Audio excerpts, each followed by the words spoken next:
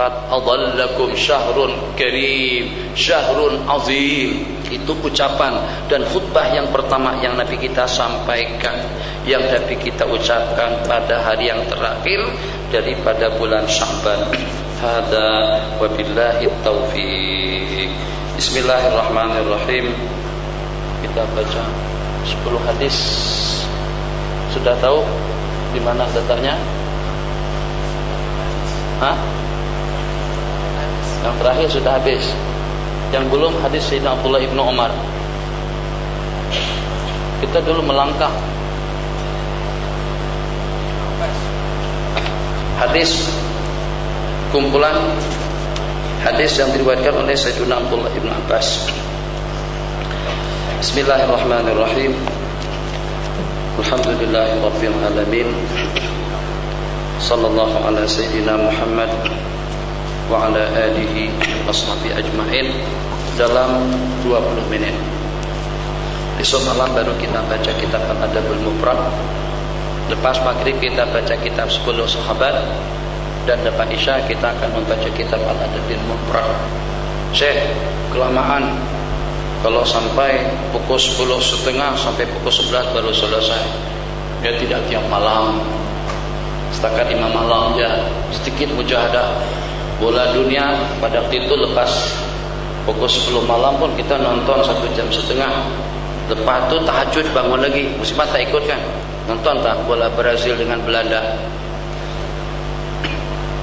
Kita buat pengorbanan waktu. Tak ada yang mengantuk pada waktu itu.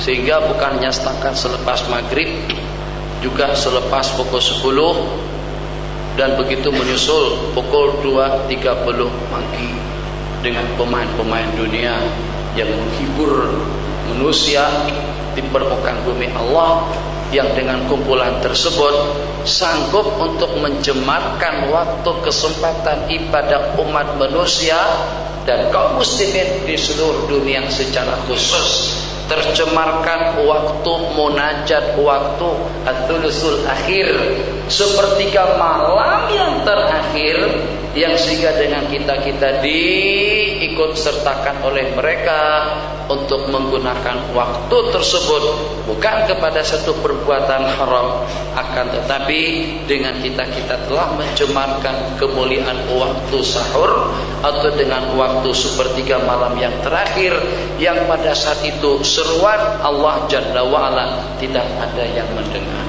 Hal min da'in, hal min mustaghfirin, apa ada yang bertobat, apa ada yang memohon keampunan, apa ada yang menginginkan rahmat, apa ada yang berdoa, apa ada yang bermunajat, apa ada yang berhajat. Tidak ada yang menyahut. Sahutan mereka, gol.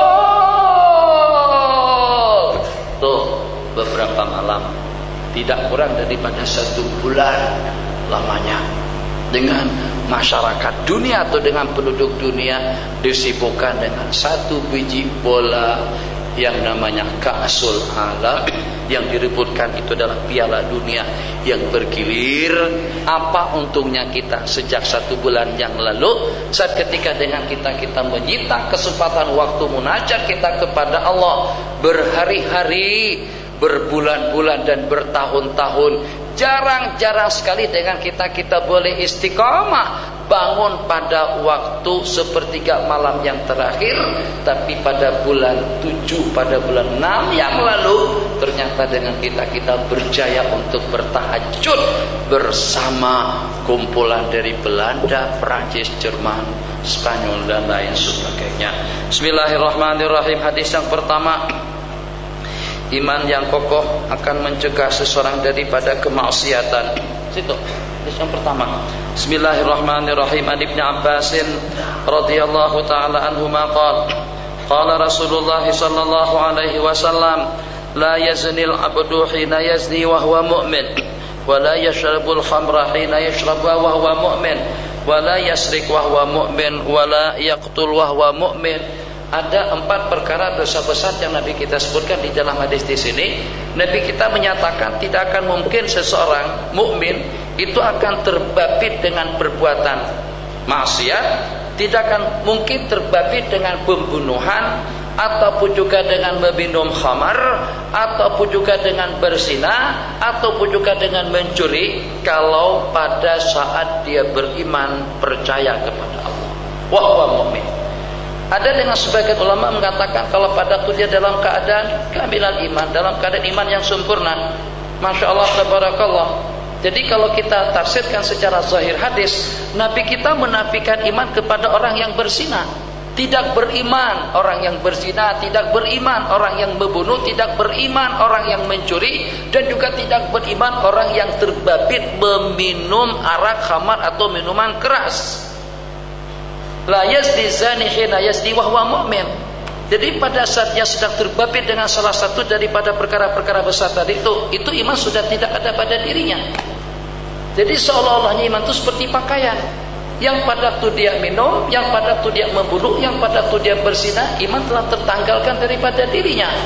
Dengan iman yang sempurna, dia sanggup untuk membackup dan sanggup untuk mempelter seseorang daripada segala kemaksiatan dan kemungkaran. Akhir-akhir ini, kalau tidak salah pada waktu di Bogor, bukan di Bogor, di Medan. Pada masa di Medan, dengan emosinya, saat ketika dengan salah seorang daripada rektor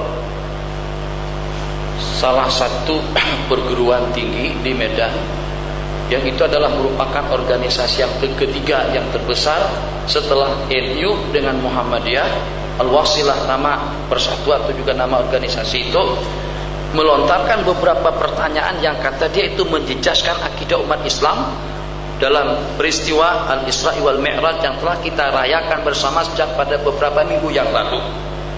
Jadi pada waktu itu di Medan sana nih, dia lontarkan pertanyaan. Setelah dia lontarkan pertanyaan, dia langsung lari.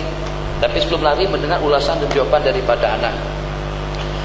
Jadi dia katakan, ikut pendapat sebagian daripada ulama atau sebagian daripada penulis, peristiwa Al-Isra Mi'raj itu berlakunya bukan dengan baginda Nabi, itu berlaku dengan nabi-nabi yang terdahulu, atau berlaku dengan Nabiullah Musa alaihissalam, atau dengan Nabiullah Isa, bukan dengan Nabi Muhammad. Itu katanya sekarang yang cukup mencabar dan menggoncangkan akidah kaum muslimin. Kemudian yang kedua, dia nyatakan bahwasanya kejadian tersebut itu bukan dengan rohan wa jasadan, itu cuman berlakunya hanya dengan roh. Itu kita sudah tahu jawabannya. Yang ketiga, katanya tidak betul riwayat yang menceritakan bahwasanya perjalanan itu daripada Mekah ke Baitul Maqdis itu justru perjalanan itu derek saja daripada Mekah langsung ke langit yang pertama sampai kepada Sidratul Muntaha, dan juga dengan pertanyaan yang keempat yang dilontarkan di tengah orang ramai, bahwasanya ayat yang bunyinya inna sholata tanha anil fahsya'i wal munkar itu ternyata sekarang masih belum dapat dibuktikan. Anak begitu mendengar begitu bentuk pertanyaannya melenting, begitu melenting kan dengan bahasanya.